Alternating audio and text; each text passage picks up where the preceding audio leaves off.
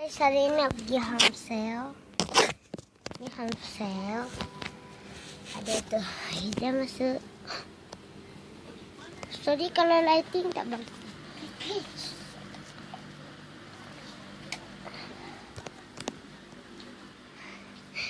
Itu. Wah, itu squishy.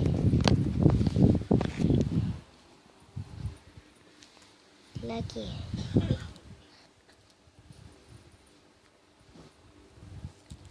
Shopping bagnya mana? Oh. Ini shopping bag. Yang license pelan-pelan ni, Picit. Ya. Saya nak mula dari mini dulu.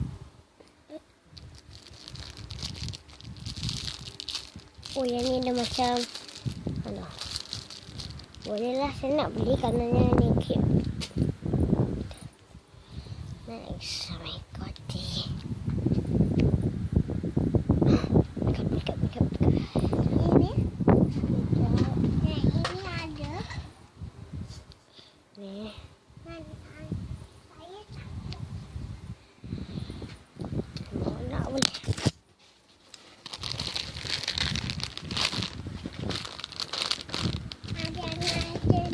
Oh, yang ni lagi ya? Yang ni tak sini ya? Right. Tepi. Okay.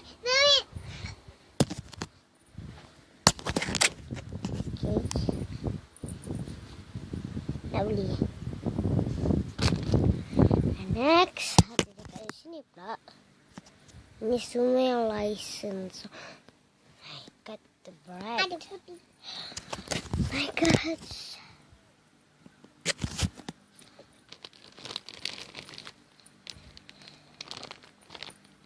Saya nak beli ni kerana slow rising. Tapi kena pelan-pelan. Oh, ni ada eyebrow peach. Saya nak beli. Ada seashell. Oh, ni pun ada license bawah dia. Beli. Ada bread loaf. Oh my god. Ni pasti beli. Kita mesti beli yang license. Okay. Oh, ada beli duel. Ada yang duel. Ada yang gulung-gulung. Abang beli ni. Gulung-gulung. Oh, saya pun nak beli ni. Okay, ni saja saya nak beli. Sobat yang.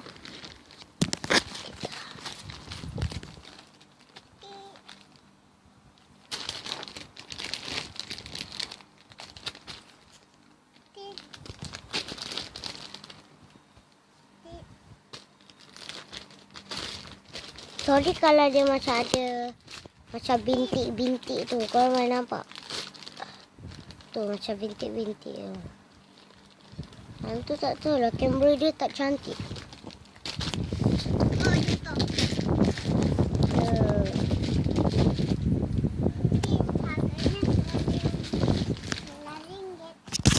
RM100. Terima kasih. Jom. So what are you doing? I don't know.